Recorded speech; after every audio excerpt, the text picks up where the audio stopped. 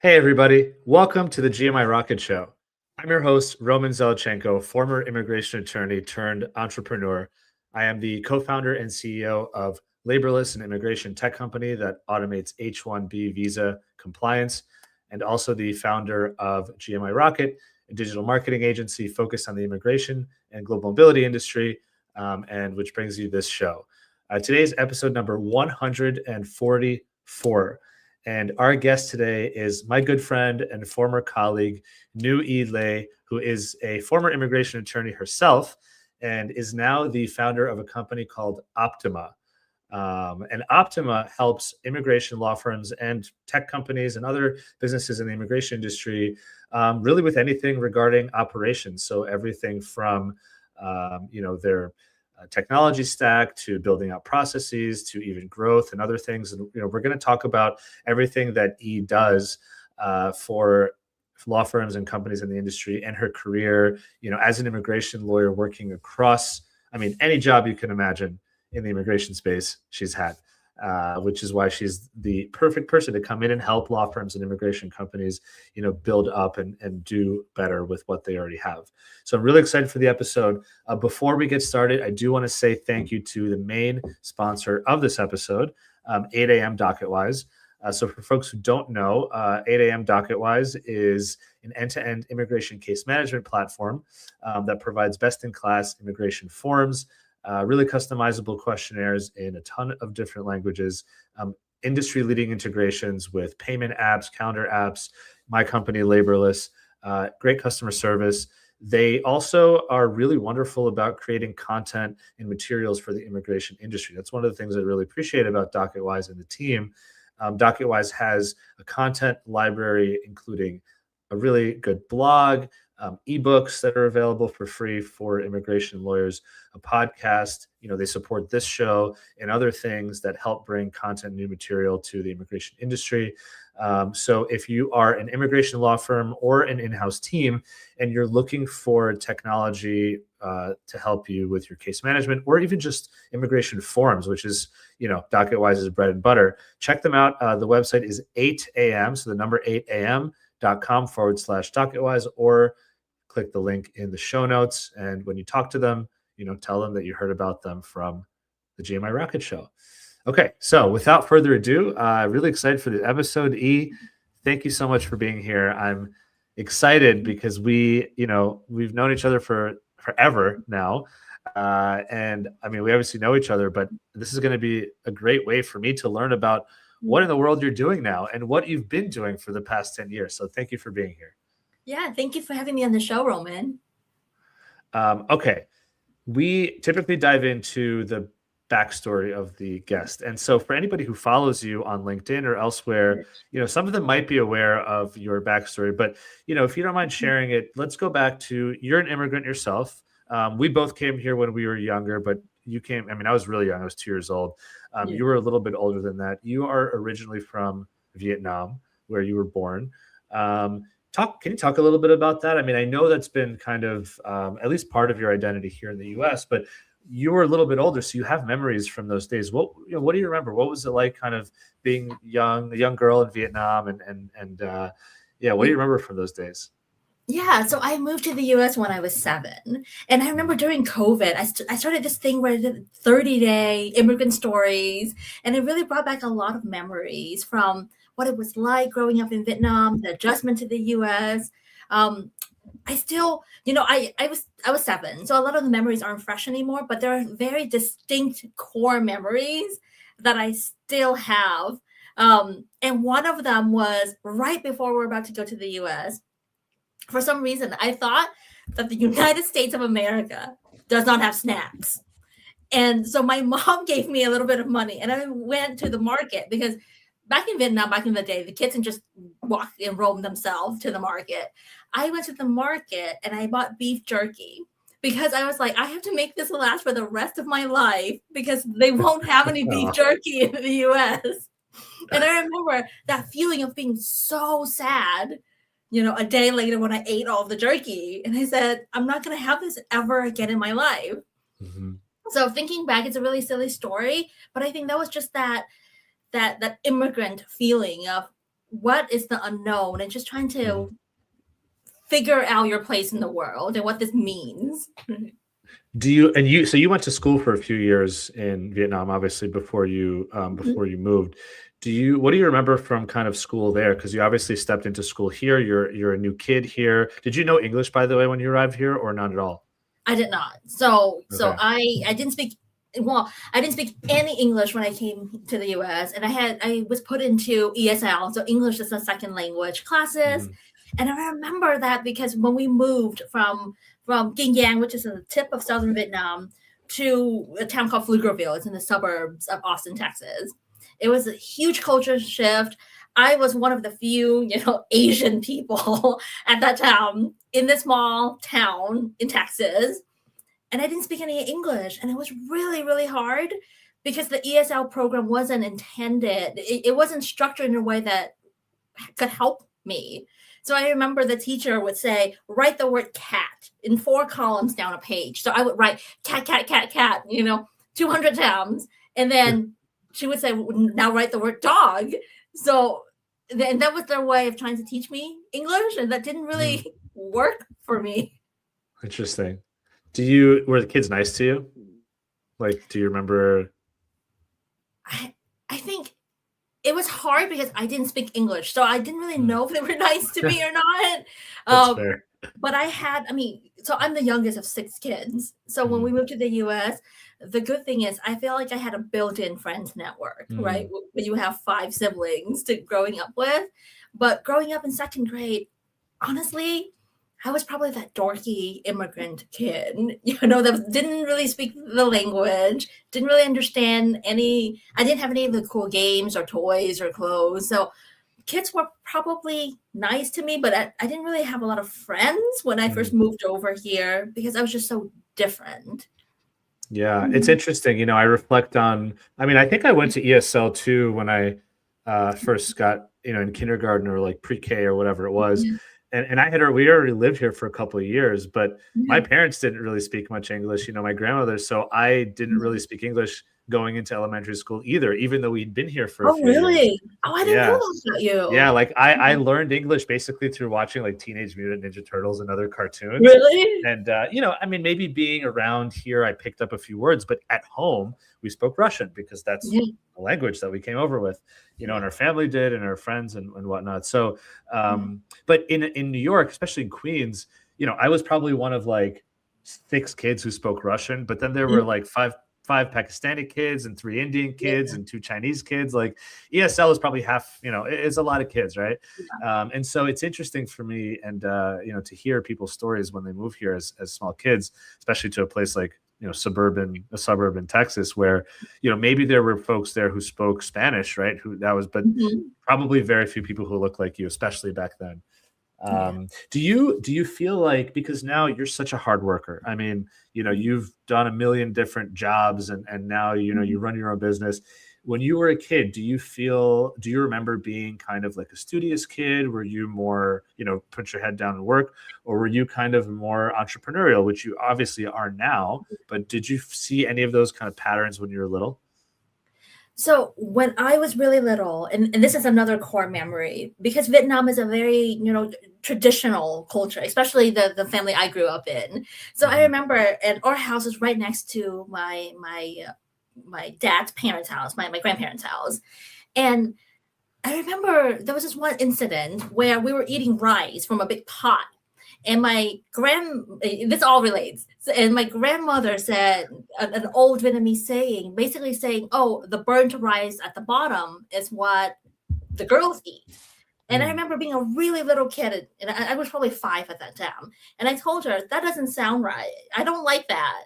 Because I think even from that age, I had a really strong sense of what justice is and equality. And I knew very, very young that I wanted to be a lawyer. I don't think that I knew I wanted to be an entrepreneur, but I think, even as a little kid, I was just like, I want to grow up and I want to go to law school because there are things that I see around me that I don't like and I want to change. Where do you think that came from? That's really interesting. Part of it, my family jokes because I'm the youngest of 6, and they're just like, "Oh, Right. you're the little one, and you're the one who's always arguing." That normal joke of, "Well, you're always arguing with us. You should go to law school." That Yeah. they think it comes from that. I hope it comes from something else. Right. My origin story, I hope, is growing up in that culture and seeing some of the way people are treated made me want to do right within the world. Mm-hmm. Yeah, a deeper sense of justice or equality, right? Yeah. Probably it's a mix of both. You know what I mean? I mean, it could be that you felt that way, but then the fact that you were arguing and people told you to be a lawyer kind of maybe Yeah. put you on that path. Yeah. So Roman, what about you? Did you get the same from your family? I not really. I'm the oldest of 2, and I mean, I am argumentative, and I'm stubborn, so that could be, a thing. But I don't, nobody really pushed me into going into law school at all. Yeah. I saw both my parents work in like the financial sector. We're in New York, and so I felt that that's what I'm going to do. And I entered college studying financial economics, Yeah. and interned, in finance and everything. And then by the end of it, I was not really stimulated. You know what I mean? And then I had an internship in college at a law firm, and I just really loved it. I thought how interesting it was. Took some classes, but yeah, same. I kind of, maybe something that pushed me, a family pushed me with, but it could have just been, I think it's just random, to be quite honest with you. But okay, so so you're the youngest of 6, and you are, maybe argumentative, maybe trying to, when you're the youngest of 6, you need to make an effort to be heard. I mean, I have my cousins in Israel, there's 7 of them. And so like, I know the youngest has to try, and I've seen it. Right. And so that could also be, part of it, who knows, but okay. So you're in school here, you're in Texas. You're obviously learning the language and sort of acclimating. Do you remember kind of, as you were going through high school, and were you already set on being a lawyer? I mean, I know you said you wanted to, but it's one thing to want to as a kid. It's another thing to really take those steps in school. So were you doing that, prepping, maybe thinking about what college you can go to eventually go to law school? Like, what did you know about that, given the fact that you're, kind of in an immigrant family with presumably no lawyers in your family yet? Yeah. So, I knew from a very young age I wanted to be a lawyer. Right. But when we moved here, you're right. How do I become a lawyer? It's not like no one else in my family is a lawyer. No one else has gone to law school. But I was always very, very high achieving. I think I'm intelligent, but I think lots of people are intelligent. I think I just probably, as an immigrant, I feel like I have to work extra hard because we came here with nothing, and if you want to create something out of nothing, you have to try 3 times as hard as the next person, right? Yeah. So I remember when I was in high school, I was in a million clubs. I had to be the vice president of the senior class. I had to be the president of the debate team, and the president of I forget, the National Honor Society. I was in the Business Professionals of America. I did a lot of things, not because I felt like I had to do them, but actually because I had a genuine interest. I was just like, this is what I want to do with my life. I know I want to be a lawyer. These are the things that will help me get there. So I think I've always been really driven, honestly, almost out of necessity, right? When you have nothing, you have to work really hard to get things. So when I graduated high school, I was actually voted, most likely to succeed in my high school class. Because I was just, everyone knew how hardworking I was. I was like, a bulldog with a bone in his mouth. I was not going to stop until I get whatever I wanted to get. So you graduate high school and you're in Texas, and you go to a small college in Pennsylvania. Yeah. To graduate in political science. What brought you there? Bucknell University. I don't know anyone who's been there. So kind of what was that decision like? Honestly, I didn't know anyone who went there either. So the way, when I looked at college, because we had no money.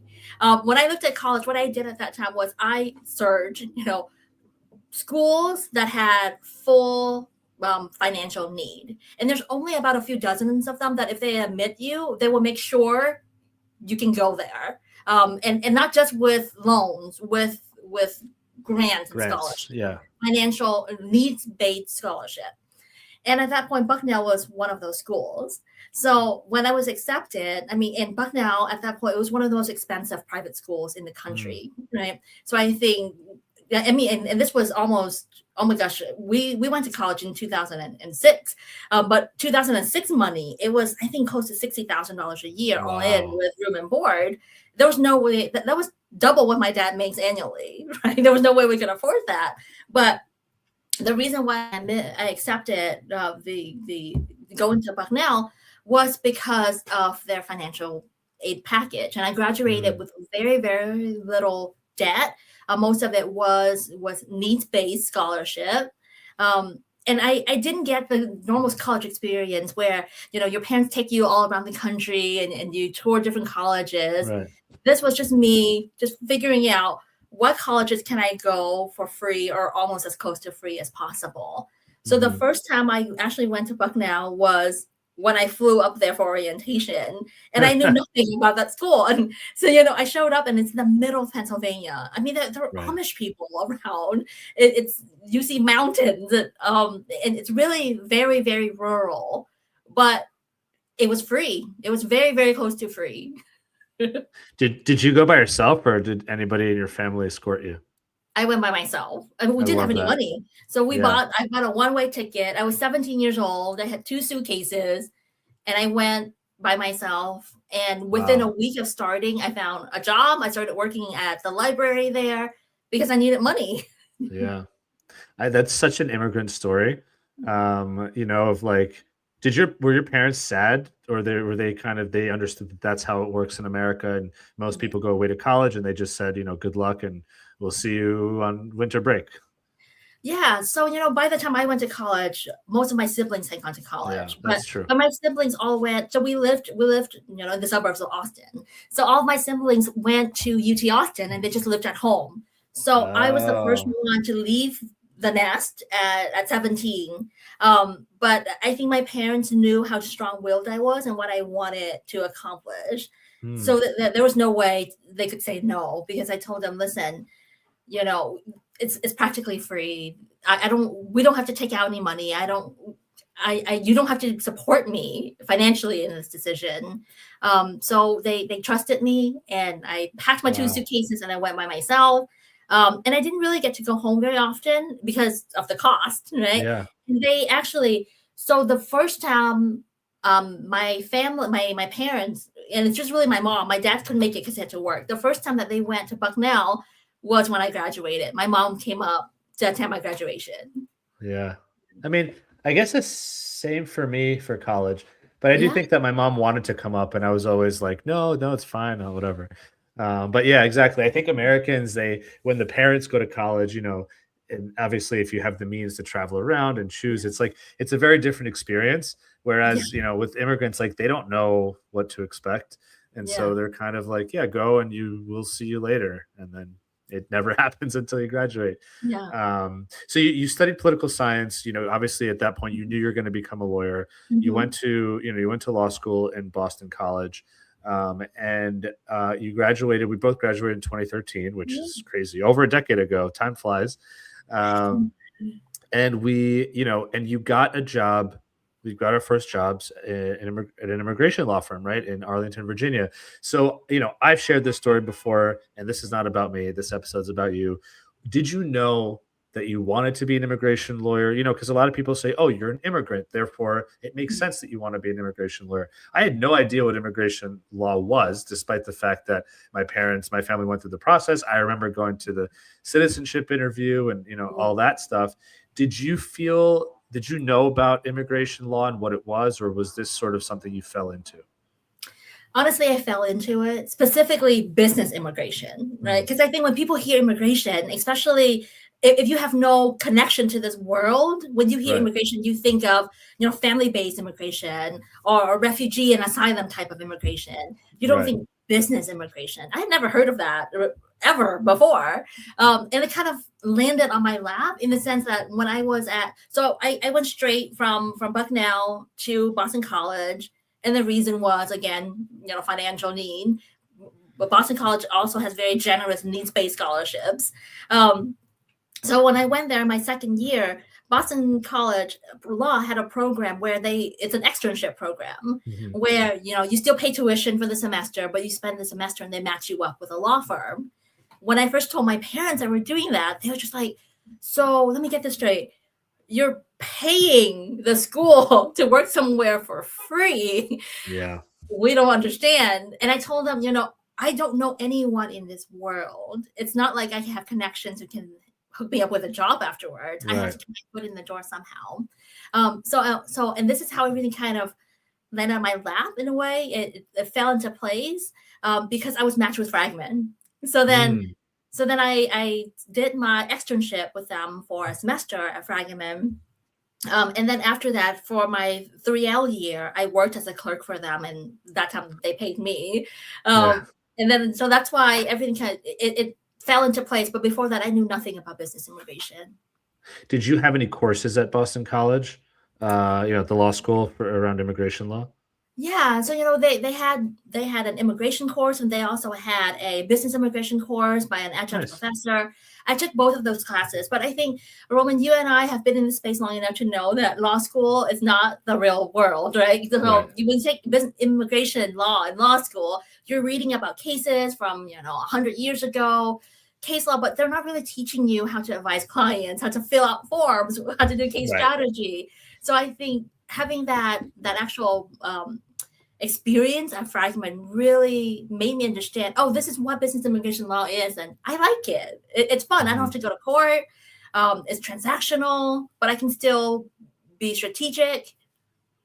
Impact people's lives directly. Yeah, I say this a lot, especially to, I guess I went to Brooklyn Law School, and so Yeah, sometimes, Brooklyn Law School students ask me about stuff, and I think BLS is a sleeper school in terms of the immigration mhm, industry. We had like 4 or 5 classes, and yeah. we had about 2 or 3 Wow. externships. So Yeah. I took a basic, overarching Mhm. immigration class. I took a business integration class with Cyrus Mehta, who's Yeah. awesome. I took a refugee class. I took a a deportation class. Yeah. Yeah. Wow. And then I had an internship. I took a class that was in conjunction with an internship at the US Attorney's Office of Yeah. the Eastern District in Brooklyn at the immigration unit. So I got to see the Oh government my side too. God. I actually posted about it recently because I found my ID like that says, Yeah. Department of Justice. At, Yeah. I had my little badge, you know what I mean? And those were all classes that were part of, and that's not to, by the way, I also interned at Fragaman in the New York Yeah. office, Yeah. and clerked for them for a summer and then for a semester. And then I had, internships at another law firm. And then I had an internship at a nonprofit. I mean, and all Yeah. of this was either through or because of the law school. And so I'm very lucky. Like I got out of that school and I felt, obviously I was naive but I felt that I could, like, give me a client today. I got it. But you're right. It's nothing. The real world is nothing like school. Yeah. So you graduated, and we both went down to Arlington, Virginia. We worked at Erickson Immigration Group together, Yeah. where we kind of made our what's the word? Cut our teeth. Is that what they say?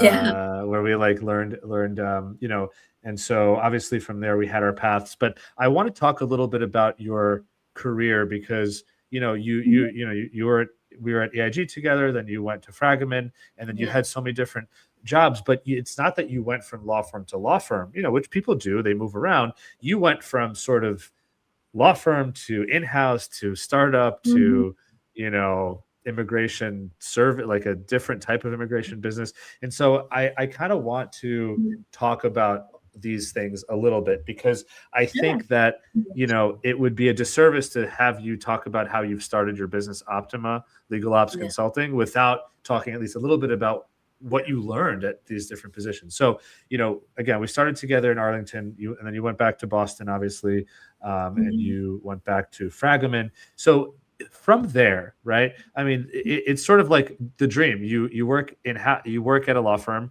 and then Yeah. you go in house. What was that difference initially? Because you went from Fragaman and being a more traditional lawyer to Microsoft, where you worked in-house. What was the biggest transition there, for that first kind of big jump that you took with your career? Yeah.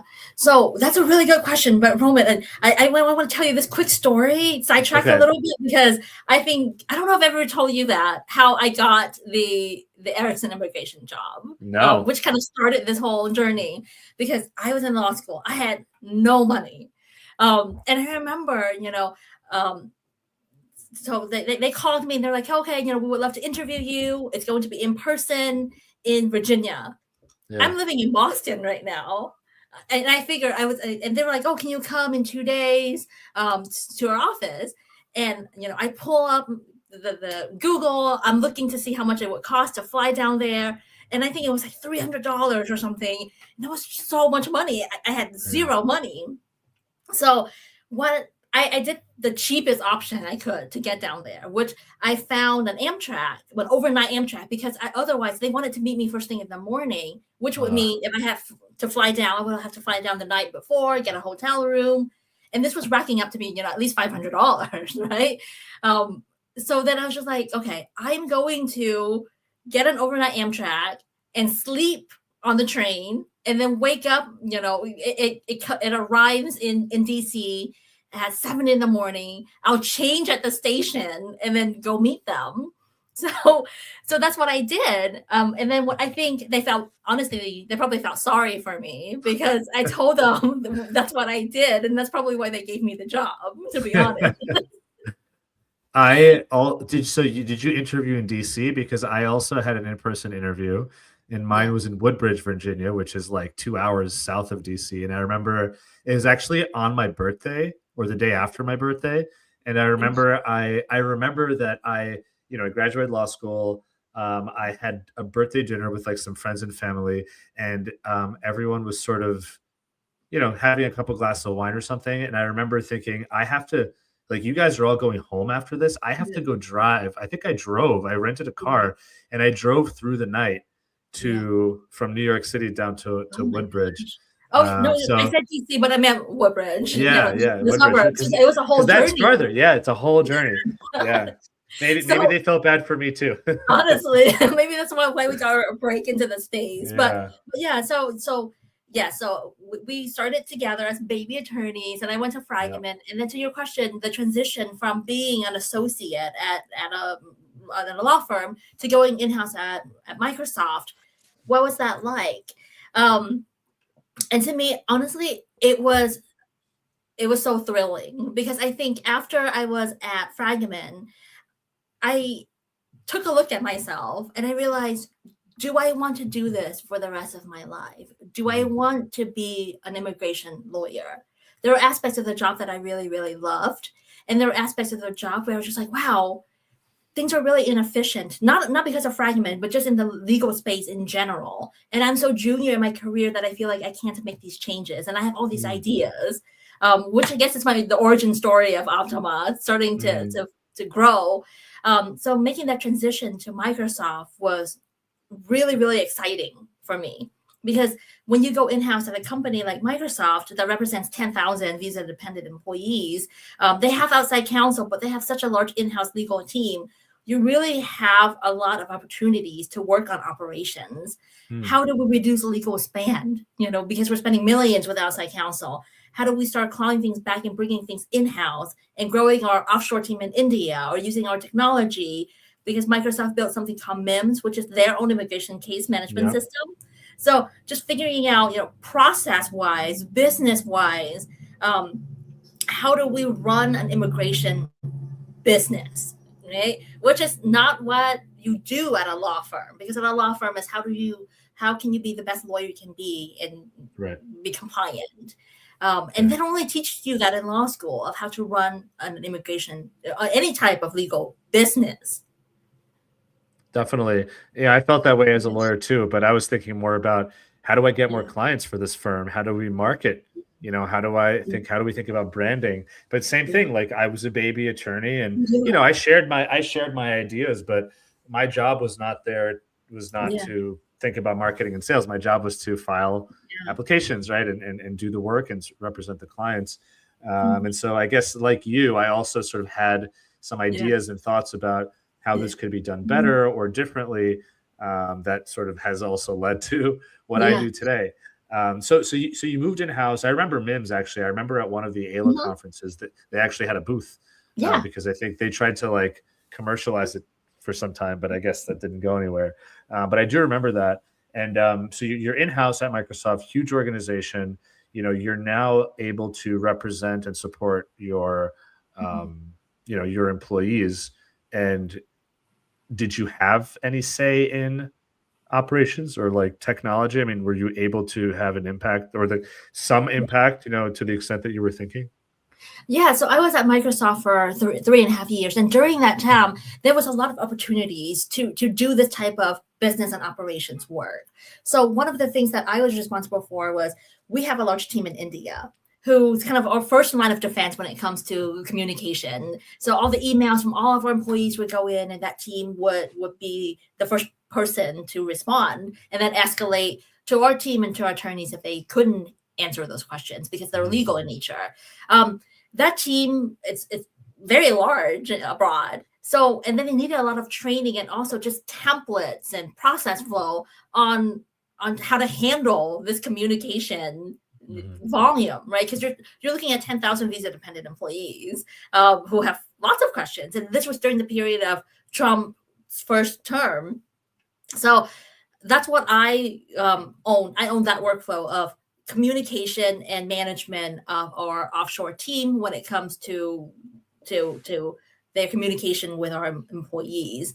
So that was my first really major project of how do I build processes that was efficient, but not just efficient because efficiency, because law is a service industry at the end of the day. So you can't look at it as just widgets, right? Right. Efficient, but in a sense, in a way that still made our employees feel good and feel supported. So because it can't be cookie cutter answers that makes people feel like they're talking to robots. Right. So just working with that team and working through process flows and templates was really, really exciting and empowering because I was like, oh, being a lawyer can open a lot of lawyer adjacent doors, right? And it can mean a lot of different things depending on the environment you're in. You were still a lawyer. I mean, Microsoft has a small firm inside, effectively, right? A small immigration firm inside. And so, and you were doing legal work, but just slightly differently from how you would as an outside counsel, maybe more strategic, maybe more beneficiary facing, right? Maybe a little bit more, as you said, creative in terms of operations, because outside counsel is supporting you. And so if you want to try something different, you actually kind of have the authority to do that because you're paying the law firm, right? So they're your client. I mean, you're their client. So you could ask them to try different things. So did you find that Microsoft allowed you, because it's such a big organization, did they allow you some creative freedom or to like experiment things or to really put a stamp on that, the process of the organization? Yes, I think Microsoft as the immigration team was very collaborative. So I think there was definitely lots of opportunities to say, hey, listen, maybe we should bring this work in-house, or maybe we should tell our outside counsel to not do it this way because it'll be cheaper for us as a company, etc.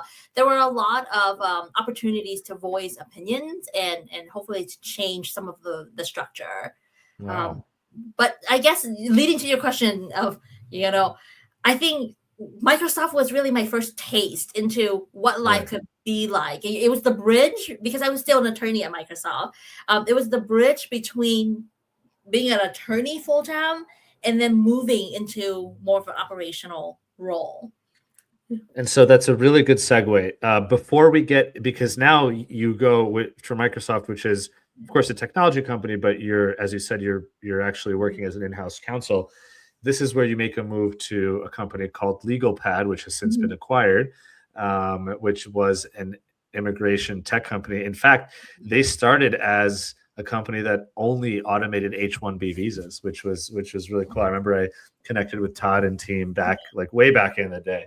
But before we get there, I do want to take a quick pause just to say thank you to the second sponsor of the show, of this episode, which is Lex Reception.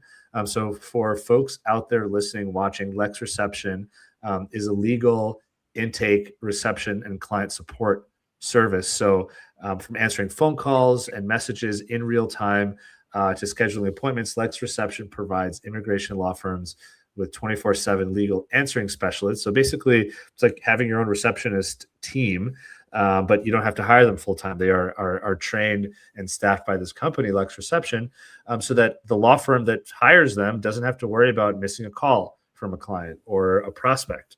Right. I mean, that happens all the time. Somebody calls and you run to the phone, and by the time you get there, they've hung up and you have no idea who it was. Or say they reached out to you. I mean, when people ask me for recommendations for lawyers, I give them a few names. And frankly, a lot of times, whoever gets back to the prospect first is the one who gets the work. So with Lex Reception, they can be there to make sure you never miss a call. They can also proactively reach out to prospects who fill out a form on the website, et cetera.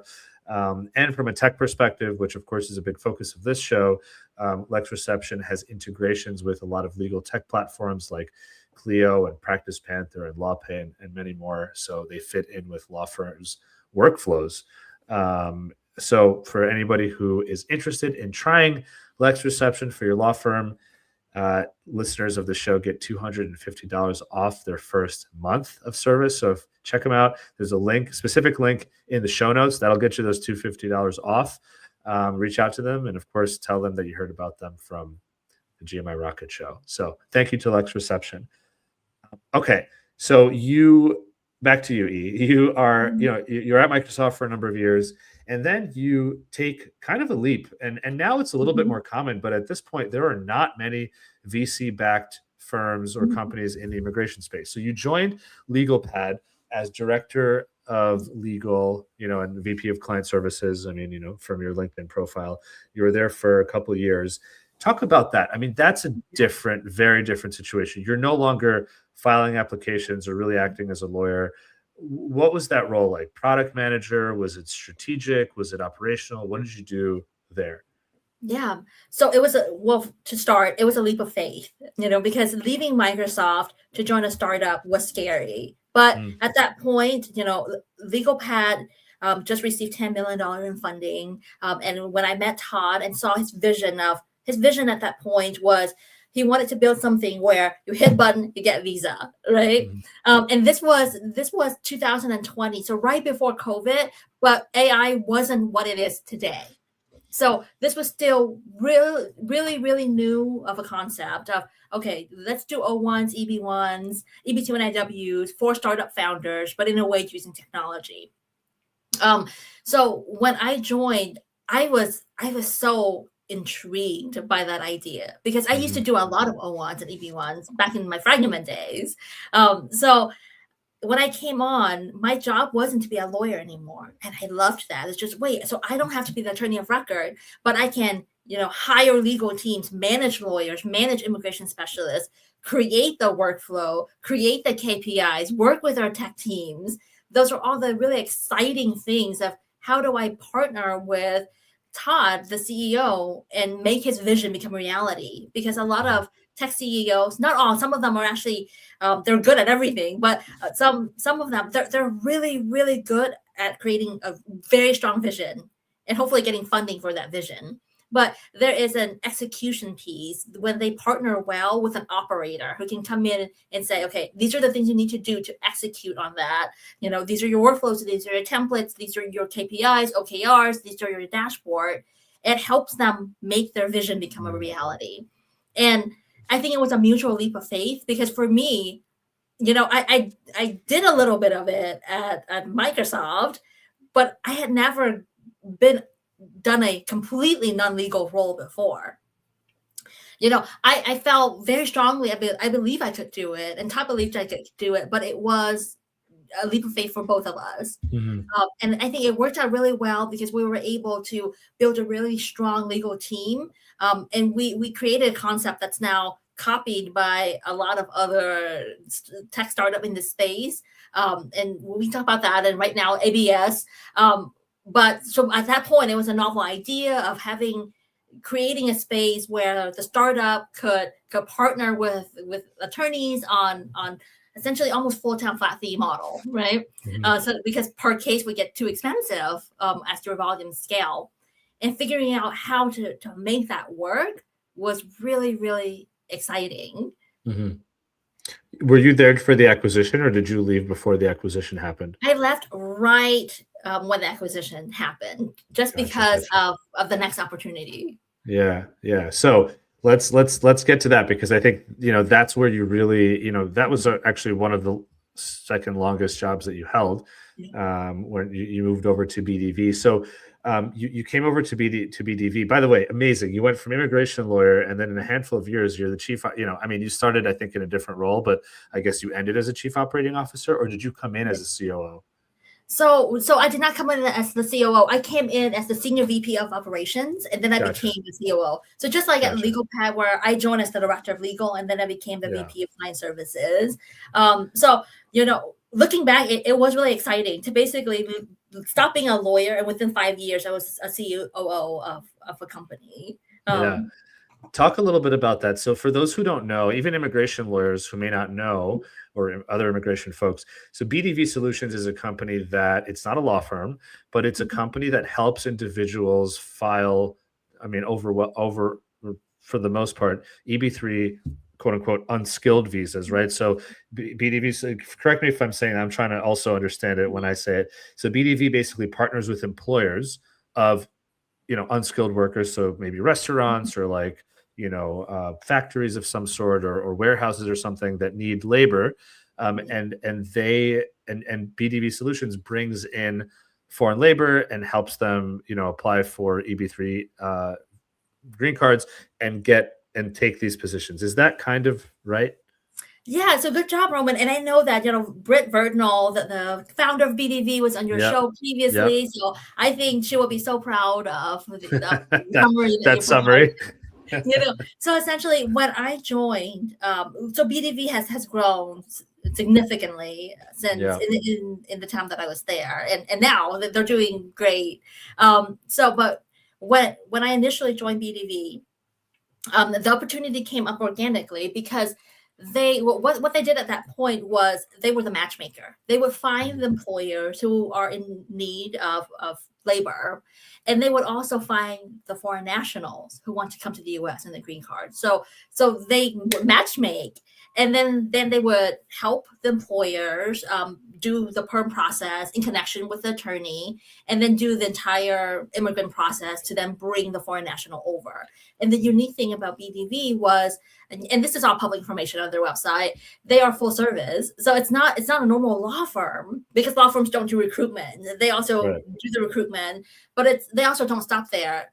They do the recruitment, they do the immigration case prep, but then they also do post-arrival assistance. They would also help with finding housing, transportation, Wow. bank accounts, etc. So relocation and onboarding services. So it was basically the entire package, which was really, really exciting.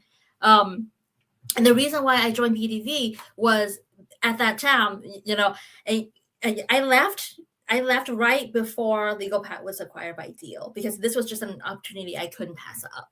And the opportunity was BDV was acquired by private equity, who then said, "Hey, listen, we need to really scale the company significantly. I can't get into the numbers, but hey, we're filing X number of cases per year. We need to essentially triple that in 1 year, and we need someone with know-how to make it happen.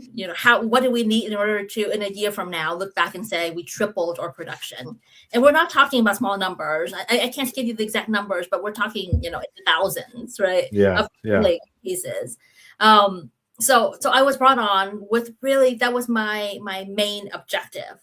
When Britt brought me on, was help. What do we need? Look at our processes. What do we need to do in order to scale up our operations at this level, 3x it?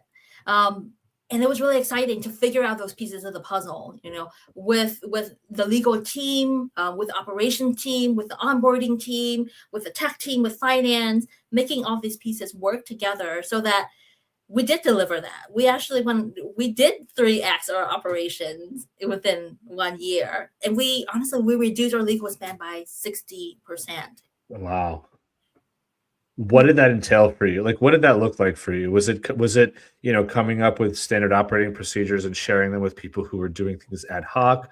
Was it Mhm. building in technology where things were done manually? Like, I imagine that this is where you really, Yeah. had the chance to flex this muscle and be creative Mhm. and have the authority to try stuff, see what works and see what doesn't, which obviously eventually ended up being Optima LegalOps. But like, what did that look like for you at BDV when you were Mhm. scaling? And then eventually, after that first year, you continued to, the Yeah. company acquired more businesses, et cetera. But what was that for you?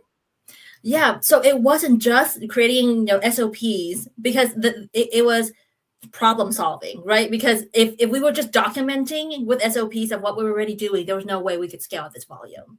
So the first thing I needed to do was figuring, and anyone who's worked with me has heard me say this a million times, who's holding the hot potato, right? Essentially is who's doing what and when are they doing it and why are they doing it? Because what a lot of companies, and now with Optima, when I talk to a lot of my clients, once we get to the root of it, we realize a lot of the things that your team might be doing may not be the right thing for that person, that role in your team to do, Mm-hmm. or it may be the right thing for them to do, but it may not be the right thing for them to do at that time. Mm-hmm. So figuring out, and really, so it wasn't, before an SOP can be created, it was a massive reorg. It was figuring out who needs to do what and when, and then reorganizing what the organization looks like so that it Mm-hmm. made more operational sense, right? And then creating a way so that we can, I can't go into the details, but giving strategies where we can cut legal span by essentially creating our own mini law firm, Mm-hmm. but it can't just operate like a normal law firm. It had to operate like a business. So the first thing was operational change, massive reorg, and then from that reorg, once we figure out okay, what each role needs to do, then we do SOPs of, okay, how are they going to do that? When are they going to do those responsibilities? And then mapping out KPIs for individual roles. And did you also look at like technology that the company was using or where there were gaps that technology could fill? Yes, definitely. So, so BDV, and maybe Britt also mentioned this. So BDV had its own technology platform as well. So definitely it was working with our tech and product team to figuring out what is our current tech, but also with any platform, and this is nothing against BDV. I think they're great, but with any platform, especially when you're building it yourself, there are going to be holes that need to be Sure. plugged in, right?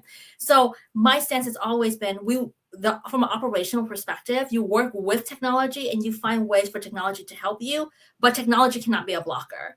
Because what a lot of companies end up doing was, well, we'll fix that once our tech catches up and then we'll fix the problem. So what I always say is, well, we can have short-term fixes now because otherwise you're still going to be a lot more efficient if you find low tech, no tech solution in the meantime, while you're also fixing your broader tech issues. Yeah.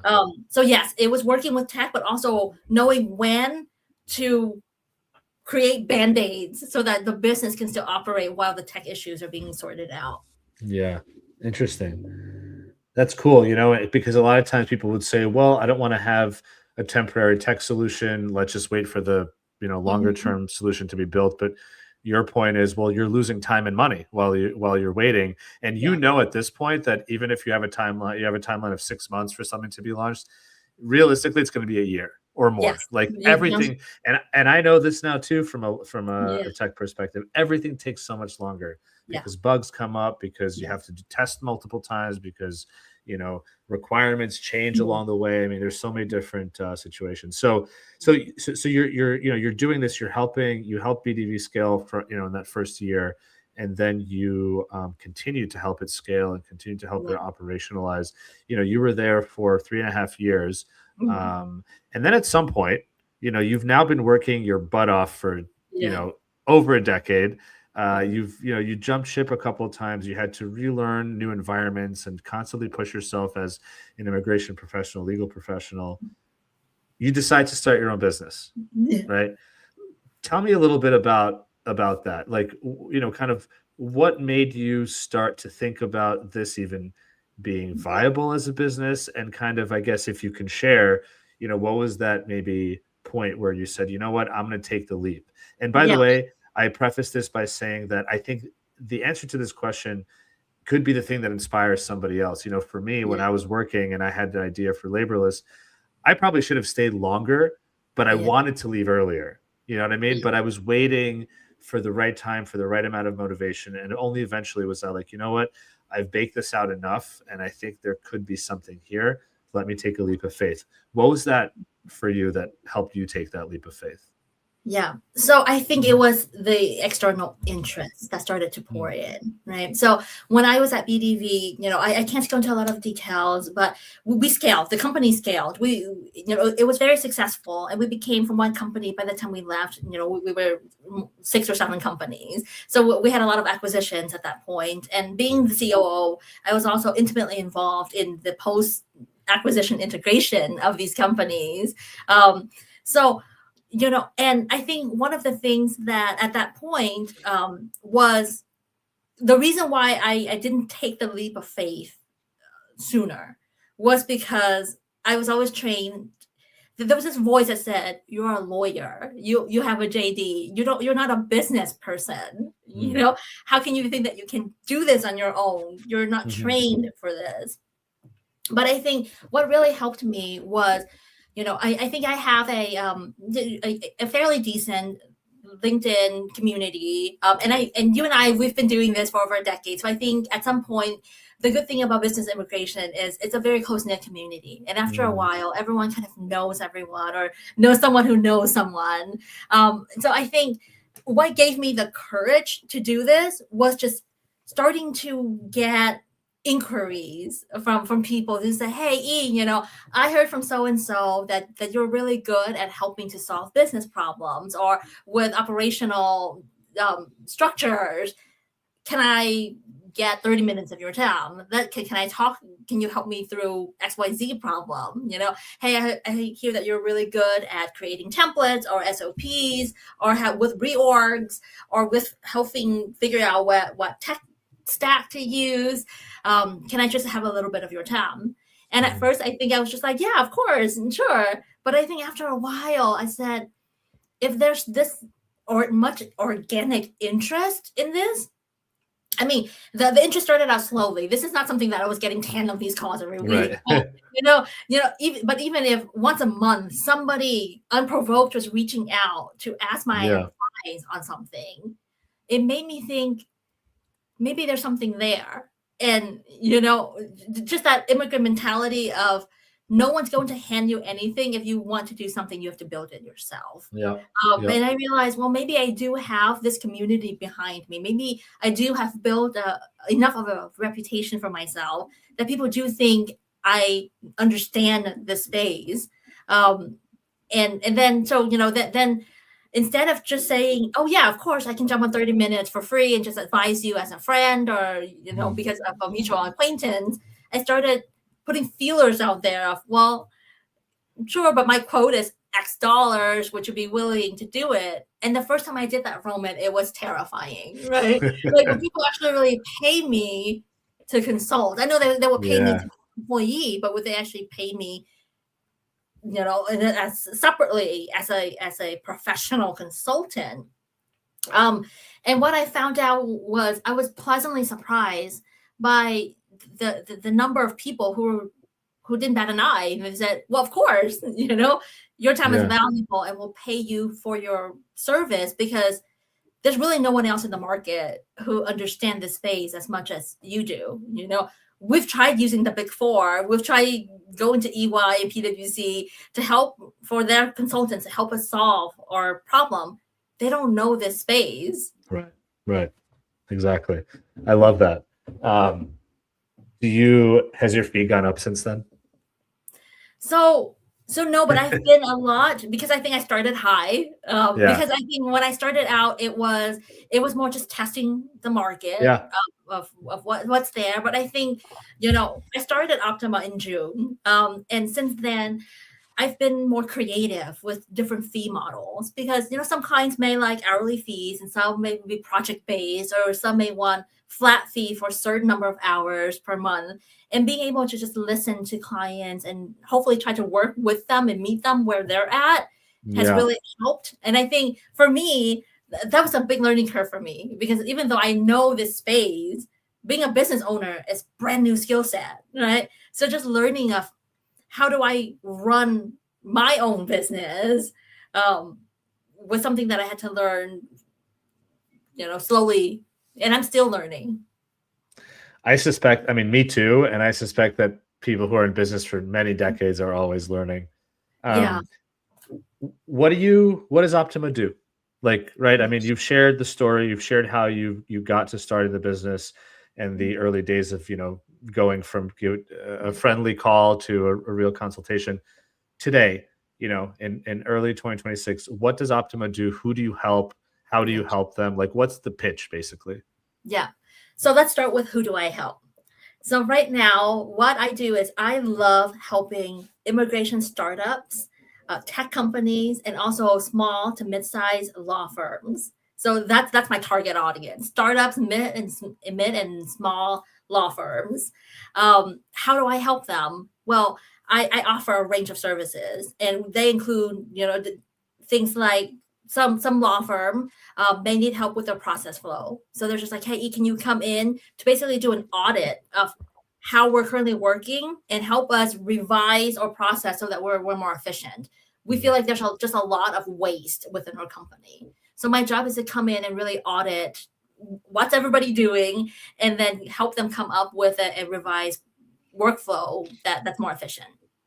So that's actually one of my favorite things to do. And I've gotten really, really good feedback from clients to say, wow, you've really helped us. We are so much more productive now because everyone is really clear of what they're doing and when they're doing it. Cool. And I love it because it's like a puzzle piece that you have to solve. So in addition to that, right now, there's a lot of interest with just different tech projects of, hey, data projects, or can you help advise us on which CRM to use, or we're doing data migration, or even, hey, we are interested in creating our own immigration case management. Can you give us input and advice into that? Because honestly, I've used probably every single case management there is known to man at this point, right? And I've used them in a lot of different spaces, startup space, big tech, boutique firm, big law. So it gives me a really unique perspective on, okay, this is what your intended audience needs, right? And then third, so the top three things are process flow. That's something that I enjoy. Tech projects and data projects. And the third thing right now, especially for startup clients, is ABS is alternative business structure. Is something that is a lot of interest right now. And just helping companies successfully apply for Arizona ABS has been something that I've done quite a few on. That's awesome. And that's like the new frontier of the immigration space. And so are you always open for business? I mean, for people listening, if this might be interesting to them, especially if they're law firms, but even the tech companies, should they reach out to you? I mean, should they connect with you on LinkedIn? Definitely. Please reach out to me on LinkedIn. I respond very, very quickly. And Roman, I think, so one thing I do want to call out is, even though Optima has been in business since June, my website still says under development. And the reason why is I have been working. So busy. Yeah. I've been working on client projects. So I think, and thankfully it's because of all the wonderful referrals from people based on the successes that I've been doing. But I promise my goal is, hopefully by June of this year, my website will be up. But I am in business and I am taking on clients. So definitely, if you have any need, please reach out. I can help solve your operational problems. I love it. You're the immigration law firm and business doctor. How do you feel about ABS? I mean, it's definitely growing in popularity. There are a lot more, tech companies that are raising funding, right? They're getting venture capital funding because of the fact that they can or are currently or will get accepted into the ABS program and be able to run a traditional quote unquote law practice with outside funding. I mean, what do you see there? Do you see that this is going to be the future of immigration? Do you think it'll overtake traditional firms? Do you think it's just going to live side by side? What's your insight there? I think it'll live side by side because at the end of the day, is Fragment and Bell and Ericsson Immigration, EAG going away? Absolutely not. They all have really strong enterprise and corporate clients, but definitely the ABS space tend to target, maybe they will hopefully change and evolve, but right now they tend to target towards smaller and mid-sized companies. But definitely ABS is something that a lot of immigration startups are looking into. And in fact, Boundless just got their approval for their ABS. Nice. If anyone's interested, it's actually all public record. You can actually see their it's all on video, their entire interview with the Arizona Supreme Court system. So yeah, I don't think it's going away anytime soon. And I think so ABS is one of those things where you really need someone to help you and advise you on how best to set up this business. I think there's a lot of potential, and I think it's not a conflict with traditional law firm. I think they can both live in harmony side by side. Yeah, because that's been interesting to see. Because to your point, I mean, Boundless, I mean, LegalPad. Let's talk about LegalPad, where you worked. It was that model before ABS, right? It was a tech platform that helped with a lot of the front end with the law firm or a lawyer as a contractor on the back end. Boundless and Bridge were the same. Envoy Global, which used to be Visa now, the same, right? Trinet, no, not Trinet. Border, what is it called? There's a company that was acquired by Trinet. Wow, I can't believe I forgot this. I mean, they haven't been around for a long time. There's another company that was doing something similar that was acquired, before, like, kind of when we started. So this model has been around where there's a tech company that is not legally affiliated with the law firm, but maybe contractually they're sort of, they're contracted. The tech side of it, and therefore the marketing side and the sales side, that raises venture capital. And then you have a law firm on the back end. Here with the ABS structure, you have everything combined in one place, which you can argue like, well, what's the difference? But I guess incentives are different. The lawyers, they're now employees of the company. They can't just come and go as they please as contractors. So I guess there's a bit more continuity there. Right. But it's been really interesting to see that pop up. Because it's like a new paradigm, and it makes the most sense for immigration law firms and maybe a few other verticals because of the federal nature of immigration law. Correct. Yeah. Where do you see,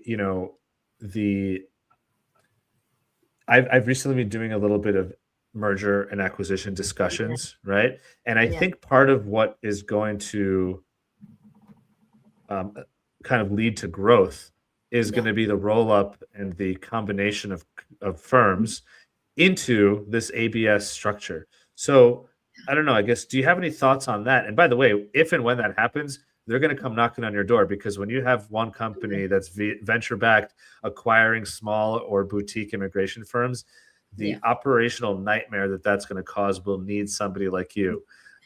So just as a note for anybody watching and listening, have E on your Rolodex or speed dial. Yeah, definitely. For any M&A, just operation management post acquisition. But yes, to your point of, would it be a situation where can I see 5 or 10 years from now, larger firms buying smaller firms, creating an ABS structure? Or actually, what I see that, but I see it slightly different. I could see someone like not a traditional law firm, but a Boundless, who has an ABS, starting to buy additional smaller firms to roll up into their existing ABS. So what I will be able to look out for will be kind of the tech companies who have ABS buying small companies and rolling them into an ABS, rather than law firms creating ABS and rolling into a bigger ABS. Right. Okay. That makes sense. Yeah. And I'm kind of seeing the same thing. Yeah. And again, that's going to be great for your business. They're going to need you. So, as we kind of wrap up here, I guess the last question that I like to ask is you recently started your business, although you've been doing this work for a long time, but at other companies, and now you're finally kind of working for yourself, and therefore you can provide these services to other immigration firms and immigration tech companies and startups. The question that I like to sort of end these interviews on is, what advice are you listening to right now? Like, what is some advice that is relevant to you where you are in your business today that you can share? Yeah. So one thing, Roma, you and I talked about this quite a lot. I started an MBA about 3.5 years ago, and with how busy things were at my job at that time, I put it on hold, and I recently restarted it. And the advice that I'm learning from the MBA has been so helpful for me running my own business now. And recently, I did a LinkedIn post about this because it was true. I felt like last semester for the MBA, I paid, I took a course, I paid $4,000, and really because it was a leadership course. And the main lesson I got from that was to pause and listen. Right. So I said I pay $4,000 to learn how to pause and listen. But it was so worth it because as a consultant, as someone who owns my own business, and my job is to listen to clients and figuring out what are their problems so that I can help them solve it. I really do need to constantly remind myself to take a step back and make sure I'm listening to the right problems to solve for the right solutions, right? Yeah. Do you find, just on that note, did you feel like it was a challenge for you to really like listen in the way that you now realize you have to? Was it hard for you to listen before? 1,000,000%. And I think part of it is because I'm a doer by nature. I want to get things done. I want to solve your problem, right? And I think part of it is also, I don't want to read too much into it, but I do think that there's also an immigrant side to it, where you really do feel like you have to prove yourself. I want to prove myself all the time. I feel, no matter, even though I'm very established in my career right now, every client I get, I treat them like they're my best client because I get this jolt of happiness when I hear from them, you did a really good job, right? Yeah. And maybe that's part of the immigrant mentality I have, where I want to be really, really good, and I want them to tell me that I helped them. So yes, pausing and listen is something that I still have to remind myself to do all the time because my natural instinct is I want to solve your problem. I want to solve your problem now because you're telling me you have this problem. And just pausing it, that doesn't mean delaying. And so I want to make that really clear. Pausing is just really making sure I understand and then execute rather than just procrastinating. Yeah. I mean, I haven't taken that leadership course, but I spent 10 years doing improv theater. And actually I even took classes and I performed a show when we were down in Virginia. Yeah. I remember. But the most important, the most basic tenet of improv, it's yes and, but the idea is being present and actively listening.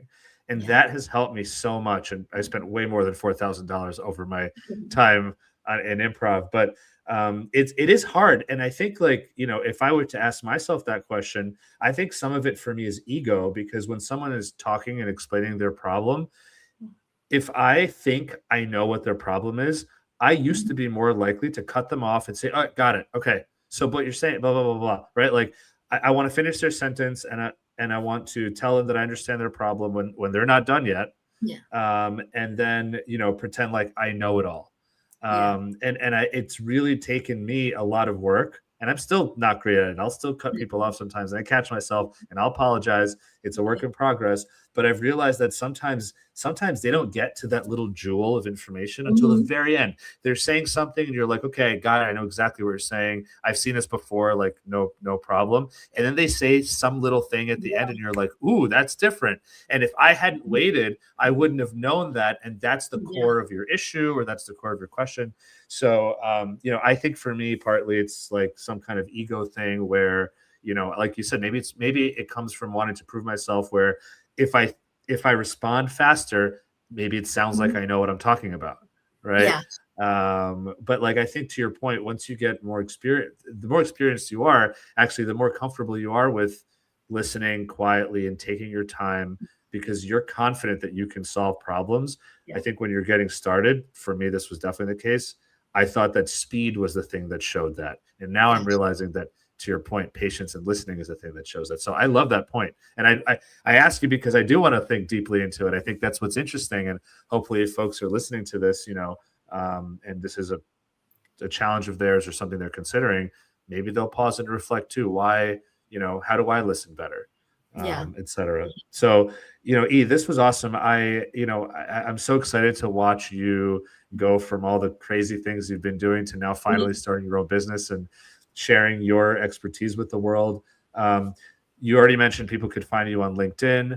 And of course, your website is it OptimaLegalConsulting.com? Optima LegalOps. LegalOps, sorry. OptimaLegalOps.com.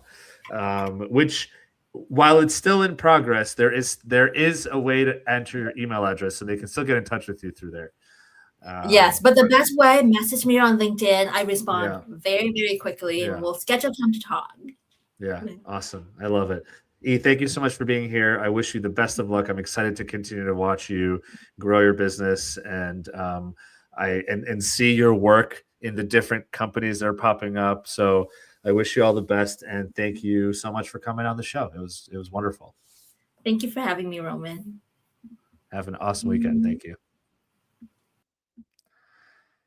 What an awesome conversation. Thank you so much. By the way, we were talking and we did have a comment here from Helen, who said, joining late here, but happy to hear insights from E. Sorry, Helen, I was so into the conversation. I didn't even get a chance to bring that up, but thank you for the comment. Thank you for everybody for watching. Really, really interesting and really exciting. And I think it's going to be a very necessary part of the immigration industry going forward as more tech companies pop up and as more law firms look to operationalize and scale and grow. So I wanted to say a quick thank you to the main sponsor again, 8 a.m. DocketWise. I won't repeat the whole thing, but for anyone who does not know who DocketWise is an end-to-end immigration case management platform with immigration forms, which is frankly their bread and butter. Some folks even use DocketWise only for forms and use something else for case management. Really customizable questionnaires, industry-leading integrations, wonderful customer service. DocketWise creates lots of content for the industry through blogs and ebooks. So if you're a lawyer and you have questions about, how do I go from family-based practice to employment-based practice? What are ways I can market my firm? Things like that. How do I build a website? DocketWise has wonderful blogs on those topics. So check them out. There's a link in the show notes, or visit 8am.com/DocketWise. And if you do chat with them, tell them you heard about them from the GMI Rocket show. So with that, thank you everybody so much for tuning in. Have a wonderful weekend coming up. Be safe and peace out.